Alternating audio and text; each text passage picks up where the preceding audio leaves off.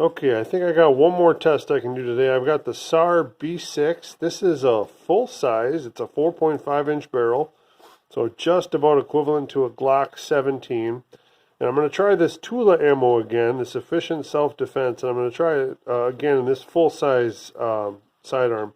This is 135 grain jacked hollow point. As I saw in my prior tests, the shorter barrels didn't do so well with this, so we're going to try running it with a full-size 4.5-inch barrel.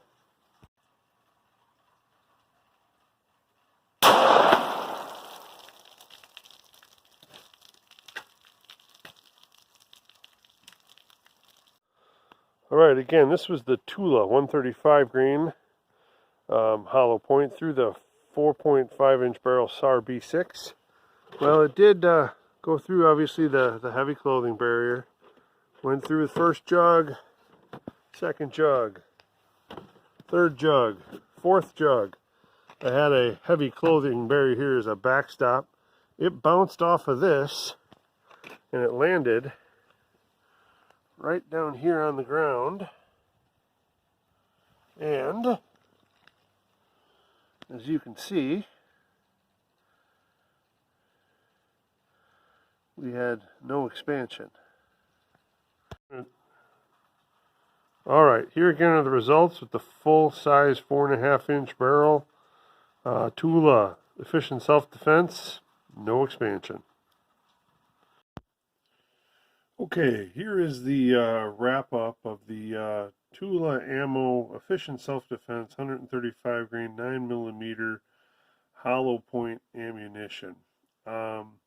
As you just saw, I just finished the testing with the full-size 4.5-inch barrel, and it was a little peculiar. As you can see here, I put out the results from all 3 rounds I did. This one here is from the 3.1-inch barrel. This is when I used the Sky DVG-1.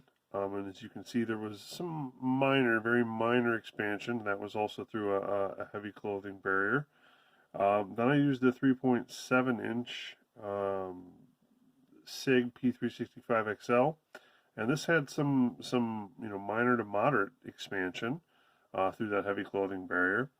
Then I used the SAR 4.5-inch full-size B6. Which is equivalent to a Glock 17. Glock 17 is actually a little bit shorter barrel, a 4.48-inch barrel. So I had a 4.5-inch barrel. The SAR is a little bit longer. And this one clogged up completely and had virtually no expansion whatsoever, which was surprising and disappointing. I thought overall, with this being a relatively large ammo manufacturer, Tula is a huge manufacturer. I thought there would have been a little bit more development done with this ammo. I expected better results, being a heavier grain, 235 grain, and the performance just wasn't there. I also ran into another issue, as you saw in the prior videos, that with the Sky, I could not get more than 2 rounds into the magazine. It just would not load anymore because of the overall length of this cartridge is a little bit longer than most hollow points that I've tested.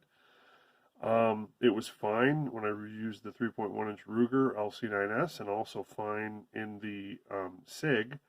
But again, with the SAR B6, I was able to, it's a 17-round magazine, I was able to load 7 rounds, and then it wouldn't load anymore. I don't know if it was just in the middle part of the magazine, if it's narrower or what have you, but I could load 7 rounds and it would feed and function fine with 7 rounds in the mag, but I couldn't load it beyond 7.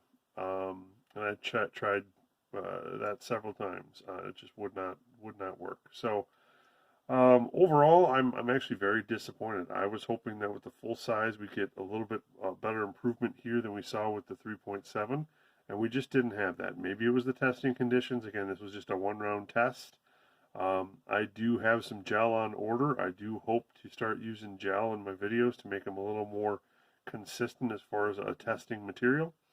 But I don't have that yet. And maybe I'll test this again when I have that. But so far, I'm very disappointed with the results. I know it's a relatively inexpensive ammo, but as you can see, it really didn't do any better than your standard ball ammo. So I like the weight. The design is interesting. I knew the hollow point was a little bit smaller than what I was expecting or hoping for, and I know those tend to clog up from prior experience, and it looks like it did again today. So there's the results. Hope you enjoyed the video, and if you haven't seen the prior ones, please go back and watch the earlier videos regarding this ammo, and stay tuned for the next video.